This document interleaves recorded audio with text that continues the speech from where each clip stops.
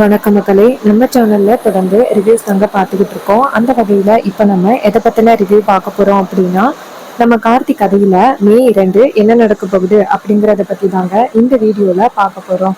So மறக்காம இந்த வீடியோக்கு லைக் பண்ணிக்கோங்க, நம்ம சேனலையும் சப்ஸ்கிரைப் பண்ணிட்டு பக்கத்துல உள்ள பெல் ஐக்கானையும் கிளிக் பண்ணி ஆல்னு செட் பண்ணிக்கோங்க. அப்பதாங்க அடுத்தடுத்து வீடியோஸ் போடும்பொழுது தொடர்ச்சியா உங்களுக்கு நோட்டிபிகேஷன் வரும், பார்க்கலாம். சரி வாங்க வீடியோல என்ன நடந்துச்சு அப்படிங்கறத பத்தி நம்ம இன்னைக்கு பார்ப்போம். என்ன நடக்குது அப்படின்னா, ஃபர்ஸ்ட் நம்ம கார்த்தியை காமிக்கிறாங்க. கார்த்தி வந்துட்டு அந்த பஞ்சாயத்துல உள்ள எல்லாருக்கிட்டையும், இங்க பாருங்க, என் மாமாவை கூட்டிட்டு வந்துட்டு நான் கண்டிப்பா கோவில் கும்பாபிஷேகத்தை நடத்துவேன் அப்படின்னு சொல்லி பேசுறாங்க. இது எல்லாம் கேட்டதோட விருமன் சொல்றாரு, இங்க பாரு, நீ வாய் வார்த்தையா சொல்றத கண்டிப்பா எங்களால நம்ப முடியாது. அதனால நீ கற்பூரத்துல சத்தியம் பண்ணு அப்படின்னு சொல்லிட்டு தட்டை கொண்டாந்து வைக்கிறாங்க. உடனே கார்த்தியும் அதுல சத்தியம் பண்றாரு. இன்னும் 3 நாளையில இந்த கோவில் கும்பாபிஷேகம் நடக்கும் அப்படின்னு கார்த்தி சத்தியம் பண்ணிடுறாரு.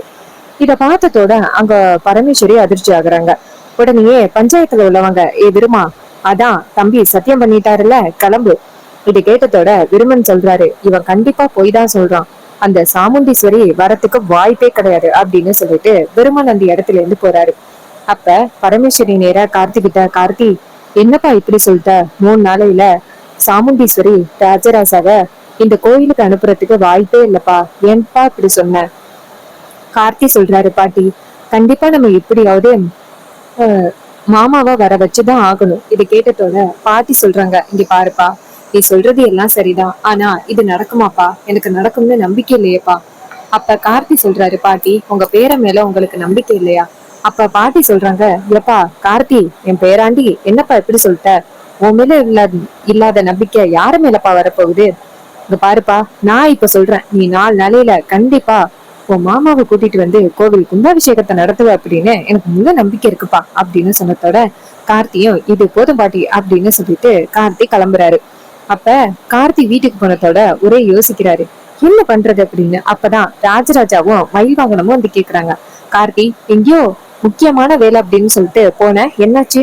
கார்த்தி சொல்றாரு, இது மாதிரி பஞ்சாயத்து நடந்துச்சு, இன்னும் 3 நாளையில மாமாவை கூட்டிட்டு வந்து கோவில் கும்பாபிஷேகத்தை நடத்துறேன் அப்படின்னு கற்பூரத்துல சத்தியம் பண்ணிருக்கேன். இது கேட்டதோட ராஜராஜா அதிர்ச்சி ஆகுறாரு, என்ன மாப்பிள்ள இப்படி சொல்லியிருக்கீங்க? அப்ப மயில்வாகனை கேக்குறாரு, என்ன மாமா, கார்த்திக்காக நீங்க போக மாட்டீங்களா? ராஜராஜா சொல்றாரு, மாப்பிள்ள, நான் ஒருவேளை சாமுண்டீஸ்வரிக்கு கொடுத்த வாக்க மீறி போறதா இருந்தா நான் எப்பவோ போயிட்டு அப்பாவையும் அம்மாவையும் பார்த்திருப்பேன். ஆனா இத்தனை நாளும் நான் எதுக்காக போகாம இருக்கேன்? சாமுண்டீஸ்வரியோட ஒரு வார்த்தைக்காக தான் நான் போகாம இருக்கேன். அவ சொன்னா மட்டும்தான் நான் வருவேன், மத்தபடி தானாலாம் நான் போக மாட்டேன். இதை கேட்டதோட மயில்வாகனும் அதிர்ச்சி ஆகுறாரு, யோ மாமா, என்ன இப்படி பேசுற? 3 நாளையில கார்த்தி கோவில் கும்பாபிஷேகத்தை மாமாவை கூட்டிட்டு வந்து நடத்துறேன் அப்படின்னு பஞ்சாயத்துல கற்பூரத்துல சத்தியம் அடிச்சுட்டு வந்திருக்கான். ஆனா நீங்க என்ன இப்படி பேசுறீங்க? அப்ப ராஜராஜா சொல்றாரு, கார்த்தி மாப்பிள்ள, என்ன மன்னிச்சிருங்க, சாமுண்டீஸ்வரி அனுமதி கொடுத்தா மட்டும்தான் நான் வருவேன், மத்தபடி நான் எங்கேயும் கிளம்ப மாட்டேன். இது கேட்டதோட கார்த்திக்கு செம்ம ஷாக்கா இருக்கு. அப்ப கார்த்தி சொல்றாரு, மாமா, அத்தியோட சம்மதத்தோட நீங்க கண்டிப்பா வருவீங்க மாமா அப்படின்னு சொல்லிட்டு கார்த்தி அந்த இடத்துல இருந்து போறாரு. சோ இத பார்த்ததோட மயில் வாகனம் நேரா ராஜராஜட்ட, மாமா, என்ன மாமா இப்படி சொல்லிட்டீங்க? அதுக்கு ராஜராஜா சொல்றாரு, இங்க பாருங்க மாப்பிள்ள, என் மேல ஈஸ்வரி எந்த அளவுக்கு நம்பிக்கை வச்சிருக்கா அப்படிங்கிறது எனக்கு தான் மாப்பிள்ள தெரியும். ஏன்னா என்னைக்குமே ஈஸ்வரி எனக்கு கொடுத்த வாக்க மீறினது கிடையாது, நானும் அவளுக்கு கொடுத்த வாக்க மீறினதே கிடையாது. அப்படி இருக்குல்ல, டக்குன்னு வந்துட்டு அவளோட பேச்ச நீங்க என்ன மீற சொன்னா என்னால எப்படி முடியும்? நான் கண்டிப்பா அவ சொன்னாதான் இந்த கோயில் கும்பாபிஷேகத்துக்கு போவோம் மாப்ள அப்படின்னு சொல்லிட்டு ராஜராஜாவும் அந்த இடத்துல இருந்து போறாரு. அப்பதான் மயில்வாகனன் நினைக்கிறாரு, மாமா என்ன இப்படி பேசுறாரு, இப்ப எப்படி கார்த்தி கோவில் கும்பாபிஷேகத்தை நடத்த போறான்? கண்டிப்பா அத்தை ஒத்துக்கிறதுக்கு வாய்ப்பே இல்லையே அப்படின்னு. அதுக்கப்புறம் கார்த்தி நேரா ரூமுக்கு போயிட்டு தீவிரமா யோசிக்கிறாரு. அப்பதான் ராஜாவை பத்தி யோசிக்கிறாரு. அவனைதானே நம்ம கார்த்தின்னு சொல்லி அறிமுகப்படுத்தணும். சரி, ஓகே, நம்ம நேரா ராஜாவுக்கு போன் பண்ணுவோம் அப்படின்ட்டு நேரா ராஜாவுக்கு போன் பண்றாங்க. ராஜா போன் அட்டன் பண்ணி, சொல்லு கார்த்தி. அப்ப கார்த்தி சொல்றாரு, ராஜா, உன்னால ஒரு விஷயம் ஆக வேண்டியது இருக்கு. அப்ப ராஜா கேக்குறாரு, என்ன விஷயம்னு சொல்லு கார்த்தி. அப்ப கார்த்தி சொல்றாரு, நீ ஊருக்கு வா, நான் சொல்றேன். உடனே ராஜாவும், சரி கார்த்தி, நீ சொன்னா நான் வரமாட்டேன்னா மாப்பிள்ள, வரேன் அப்படின்னு சொல்லிட்டு நேரா ஊருக்கு வராரு. கார்த்தி நேரா மயில் வாகனத்துக்கிட்ட, வாங்க, ரொம்ப முக்கியமான ஒருத்தல நம்ம பார்க்க வேண்டியது இருக்கு.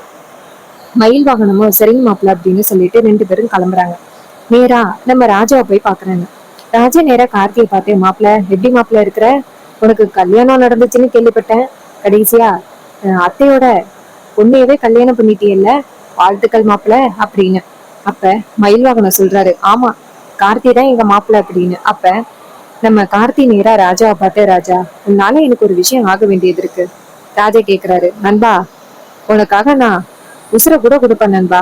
இது கேட்டதோட கார்த்தி சொல்றாரு, உசுர கொடுக்குற மாதிரிதான் இருக்கும். ராஜா டக்குன்னு, என்ன மாப்பிள்ள சொன்ன? கார்த்தி சொல்றாரு, இல்ல இல்ல நான் என்ன சொன்னேன்னா, இந்த மாதிரி உசுர கொடுக்குற ஃப்ரெண்டு கிடைக்கிறது ரொம்ப பெரிய விஷயம்ல, அதத்தான் சொன்னேன். அப்பதான் மயில்வாகனம் நினைக்கிறாரு, கார்த்தி மாப்பிள்ள என்னமோ பிளான் பண்றாரு அப்படின்னு. ராஜா கேக்குறாரு, மாப்பிள்ள இப்ப எதுக்கு நீ வர சொன்ன, சொல்லு உனக்கு என்ன உதவி பண்ணணும். அப்ப கார்த்தி சொல்றாரு, வேற ஒண்ணும் இல்ல, கார்த்தி நீதான் அப்படின்னு சொல்லி நடிக்கணும், அவ்வளவுதான். வந்து என் அத்தை கிட்ட இது மாதிரி கோவில் கும்பாபிஷேகத்தை நடத்த போறோம், வந்துட்டு போங்கன்னு கேட்கணும். இது கேட்டதோட ராஜா அதிர்ச்சி ஆகி, யோ மாப்பிள்ள நல்லாதான் கோத்தி விட பாக்குற, ஏன் இந்த உசுரோட இருக்கிறது உனக்கு பிடிக்கலையா, என்ன டோட்டலா காலி பண்ணலாம் அப்படின்னு நீ நினைச்சிட்டியா? மாப்பிள்ள இதுக்கப்புறம் என்கிட்ட உதவின்னு எதுவும் கேட்டு வந்துடாத, நானே உன் அத்தைக்கு பயந்து பதுங்கிட்டு கிடக்குறேன், நீ தேவையில்லாம என்ன இதுலயும் தோத்துட்டு போயிடாத மாப்பிள்ள அப்படின்னு சொல்லிட்டு ராஜா எஸ்கேப் ஆக பாக்க, அப்ப டக்குன்னு மயில்வாகனம் சொல்றாரு, என்ன இப்பதான் சொன்னீங்க நண்பனுக்காக உசுர கூட கொடுப்ப அப்படின்னு, இப்ப என்ன எப்படி பேசுறீங்க? அப்ப ராஜா சொல்றாரு, அதுக்காக உண்மையிலே உசுர கேட்பீங்களா? இவனோட அத்தையை பத்தி நான் கேள்விப்பட்டிருக்கேன், சாமுண்டீஸ்வரி, அவங்க எப்ப பார்த்தாலும் கையில துப்பாக்கியோட தான் தெரிவாங்க அப்படிங்கிறதையும் கேள்விப்பட்டிருக்கேன். அப்படி இருக்கையில என்னால எப்படி வந்துட்டு கண்டிப்பா சாமுண்டீஸ்வரியோட முகத்துக்கு முன்னாடி என்னால வந்து நிக்க முடியாது, கை கால்லாம் நடுங்கி மயக்க கீழே விழுந்துருவேன். அப்ப மயில்வாகனம் சொல்றாரு, இங்க பாருங்க உங்க கை கால்லாம் நடுங்காது, உங்க பயம் வந்து கண்ணுல தெரியணும்ல, தெரியும்ல, அதுக்காக நான் கண்ணாடி கொடுக்குறேன் அப்படின்ட்டு கண்ணாடியை போட்டு விடுறாங்க. அப்ப கார்த்தி சொல்றாரு, ராஜா நீ மட்டும்தான் ராஜா எனக்கு ஹெல்ப் பண்ண முடியும், இந்த 3 நாளையில இந்த கோவில் கும்பாபிஷேகத்தை மாமாவை கூட்டிட்டு வந்துட்டு நடத்துவேன் அப்படின்னு நான் கோவில்ல கற்பூரத்துல சத்தியம் பண்ணி சொல்லியிருக்கேன். ஒருவேளை அப்படி நடக்கலைன்னா அப்புறம் அத்தனை பேருக்கு முன்னாடி நான் அவமானப்படுற மாதிரி இருக்கும். உன் பெஸ்ட் ஃப்ரெண்டு அத்தனை பேருக்கு முன்னாடி அவமானப்பட்டு நிக்கிறது உனக்கு சந்தோஷமா? இது கேட்டதோட ராஜா வந்து யோசிக்கிறாரு, மயில்வாகனம் நினைக்கிறாரு, ஆகா யோசிக்கிறானே. மயில்வாகனம் சொல்றாரு, இங்க பாருங்க ராஜா, உங்களை பார்த்தா கம்பீரமான ராஜா மாதிரி இருக்கீங்க, நீங்க கண்டிப்பா உங்க ஃப்ரெண்டுக்காக இத கூட செய்ய மாட்டீங்களா? ஒரே ஒரு டைம் வந்துட்டு என் அத்தை கிட்ட வந்து கோவில் கும்பாபிஷேகத்துக்கு வாங்கன்னு மட்டும் வரவேற்றா போதும். அப்பதான் கார்த்தி சொல்றாரு, ஆமா ராஜா, ஒரே ஒரு டைம் மட்டும் நீ வந்துட்டு அத்தைய வரவேற்றா போதும், அத்தை கண்டிப்பா வருவாங்க. இது கேட்டதோட ராஜாவும், சரி நீங்க சொல்றதுனால ஒத்துக்கிறேன், ஆனா ஒரு வேளை எனக்கு எதுவும் ஆபத்து வர மாதிரி இருந்துச்சு, அந்த இடத்துல இருந்து நான் தப்பிச்சு வந்துருவேன், ஒரு வார்த்தை கூட பேச மாட்டேன். அப்ப மயில்வாகனம் சொல்றாரு, நீங்க ஒரு வார்த்தை கூட பேச வேணாம். இதை கேட்டதோட ராஜாவும் சரி அப்படிங்கிறாரு. அப்புறமா கார்த்தி ராஜா கிட்ட, இங்க பாரு நீ என்னென்ன பேசணுமோ எல்லாமே இந்த பேப்பர்ல இருக்கு, இதை நீ கரெக்டா வந்து ஒப்பிச்சுட்டா போதும். உடனே ராஜாவும் சரி அப்படின்னு சொல்றாங்க. அப்புறமா ராஜா அந்த பேப்பரை வாங்கிட்டு போறாரு. மயில்வாகனை கேக்குறாரு, கார்த்தி இந்த பிளான் ஒர்க் அவுட் ஆகுமா? உன் ஃப்ரெண்டு நடுங்கிறத பார்த்தா சொதப்பிட்டா என்ன பண்றது? கார்த்தி சொல்றாரு, அவன் நடிக்கிறதுல கில்லாடி, அவன் ஒரு ஆடியோ கம்பெனில தான் இருந்தான், அதனால சூப்பரா நடிப்பான், நீங்க கவலைப்படாதீங்க. இதை கேட்டதோட மயில்வாகனமும் சரி உங்க மேல நம்பிக்கை வைக்கிறேன், 3 நாளையில எப்படியும் மாமா அத்தை எல்லாரையும் கூப்பிட்டுக்கிட்டு கோவில் கும்பாபிஷேகத்துக்கு வந்துருவீங்கன்னு எனக்கும் நம்பிக்கை இருக்கு அப்படின்னு சொல்றாங்க. அப்புறமா கார்த்தியும் நம்ம மயில்வாகனமும் நேரா சாமுண்டீஸ்வரி வீட்டுக்கு போறாங்க. அதே நேரத்துல கார்த்தி நம்ம ராஜாவுக்கு போன் பண்றாங்க. ராஜா போன் அட்டன் பண்ணி, சொல்லு மாப்பிள்ள, கார்த்தி கேக்குறாரு, என்ன அந்த ஸ்கிரிப்ட் எல்லாம் ரெடி பண்ணியாச்சா? ராஜா சொல்றாரு, எல்லாமே ரெடி ஆயிட்டு இப்ப வரவா? கார்த்தி சொல்றாரு, ஒரு 5 நிமிஷம் இரு, இங்க ஒரு சின்ன நாடகத்தை ஆரம்பிச்சுக்கிறேன். இது கேட்டதோட ராஜாவும் சரி மாப்பிள்ள, ஒரு மிஸ் கால் மட்டும் கூட நான் வந்து எஞ்சி கொடுக்குறேன். கார்த்தியும் சரி அப்படிங்கிறாரு. இன்னொரு பக்கம் கார்த்தி நேரா மயில்வாகனத்துக்கிட்ட, உங்க நாடகத்தை ஆரம்பிங்க அப்படின்னு சொன்னதோட மயில்வாகனம் போன் அட்டன் பண்ற மாதிரி, ஹலோ யாரு பேசுறது? அப்ப மயில்வாகனம் சொல்றாரு, என்ன இந்த வீட்டுக்கு அந்த பரமேஸ்வரியோட பேரன் கார்த்தி வர்றானா? அவன் மட்டும் இங்க காலை வச்சான் அவ்வளவுதான். என்ன நாங்க பயப்படுறோமா? அவன் இந்த வீட்டுக்குள்ள வர்றதுக்கு நாங்க ஏன் பயப்படணும்? இங்க பாரு, அவன் மட்டும் இந்த வீட்டுக்குள்ள காலடி எடுத்து வைக்கட்டும், அப்புறம் பாத்துக்கிறோம். அப்ப சாமுண்டீஸ்வரி ஷாக் ஆகி பாத்துக்கிட்டு இருக்காங்க. யாரு மாப்பிள்ள அப்படின்னு கேக்குறாங்க. மயில்வாகனம் சொல்றாரு, அத்தை, அந்த பரமேஸ்வரியோட பேரன் கார்த்தி இருக்கான்னு அவன் இங்க வரான். எவ்வளவு தைரியம் இருந்தா இங்க வருவான். அவன் மட்டும் இங்க வந்தா அவ்வளவுதான், காலி பண்ணிருவேன். அப்படி சொல்றதுக்கு அவனை பார்த்து பயந்துட்டமான்னு கேக்குறாங்க. நம்ம எதுக்குதான் அவனை பார்த்து பயப்படணும்? அப்ப சாமுண்டீஸ்வரி கேக்குறாங்க, ச்சே, அந்த பூச்சாண்டிக்கெல்லாம் நம்ம எதுக்கு மாப்பிள்ள பயப்படணும்? நீங்க பேசுங்க மாப்பிள்ள. மயில்வாகனம் சொல்றாரு, அவனுக்கெல்லாம் நாங்க பயப்பட வேண்டிய அவசியமே கிடையாது. என்ன இங்க வரானா? இங்க வந்து என்ன பண்ண போறான்?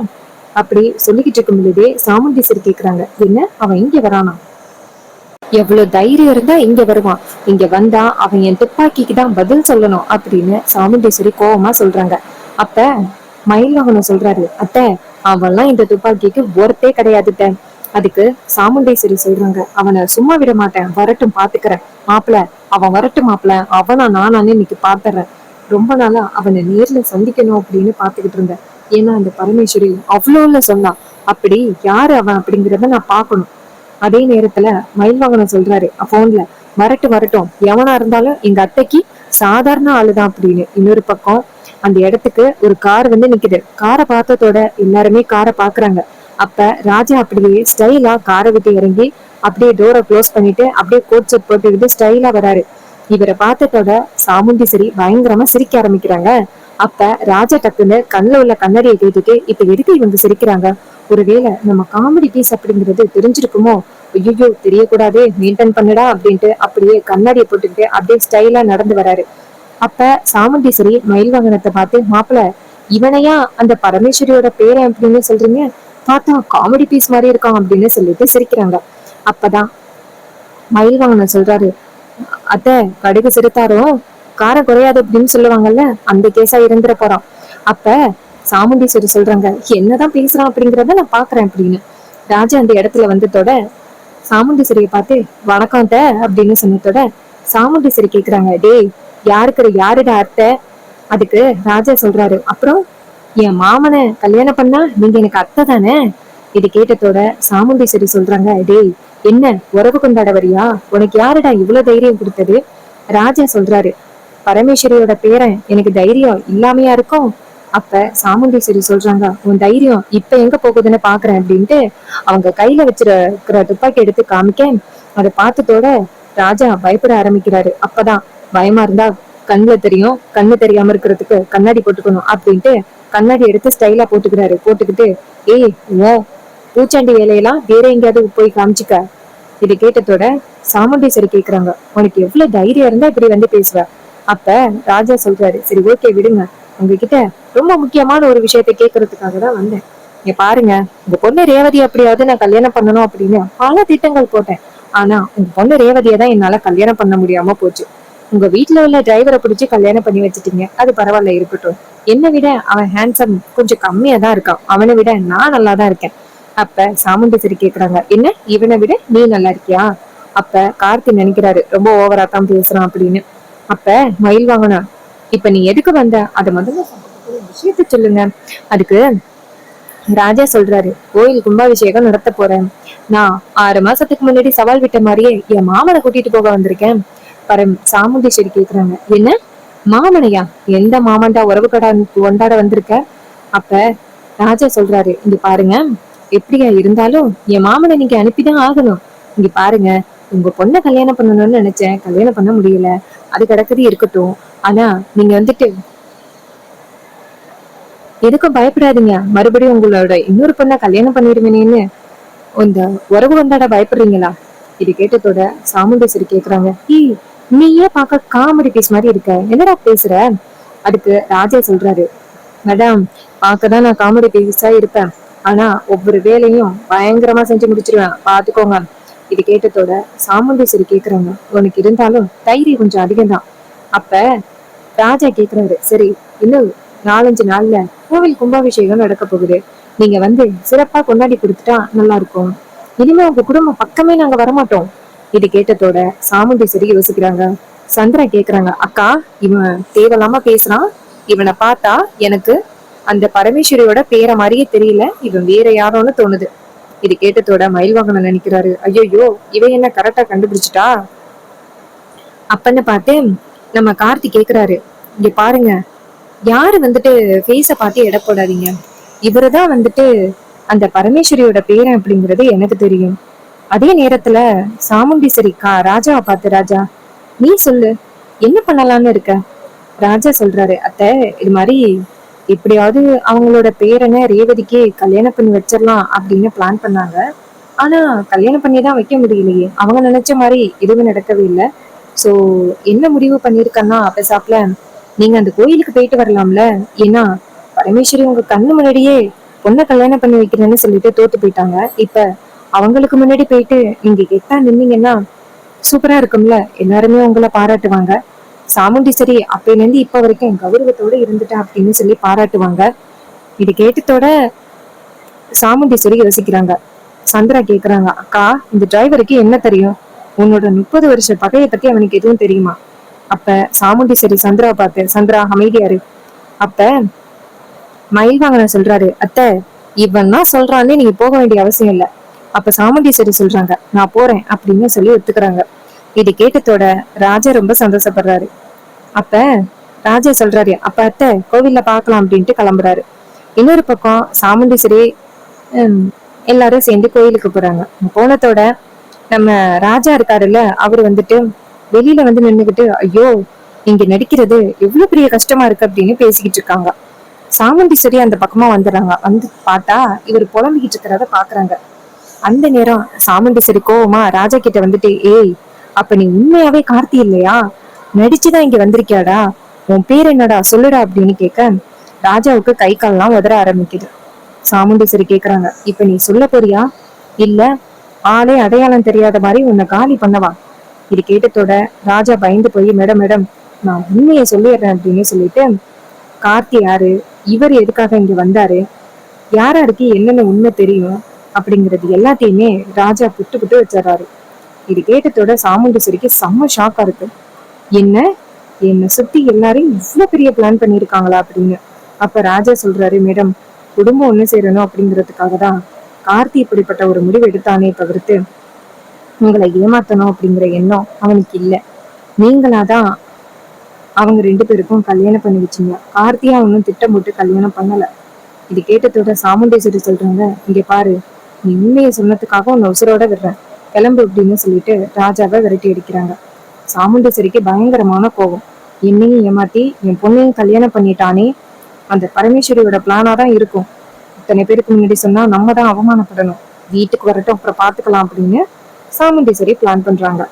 சோ இந்த ப்ரெடிக்ஷன் உங்களுக்கு எந்த அளவுக்கு பிடிச்சிருந்துச்சு அப்படின்னு மறக்காம கமெண்ட்ல ஷேர் பண்ணுங்க. இதே மாதிரி இனிமே அப்டேட்ஸ் நம்ம சேனல்ல அப்கமிங் வீடியோஸ்ல பார்ப்போம். இது வரைக்கும் இந்த வீடியோ பார்த்தவங்க எல்லாருக்குமே ரொம்ப நன்றி. அடுத்த வீடியோல பார்க்கலாம். தேங்க்ஸ் ஃபார் வாட்சிங்.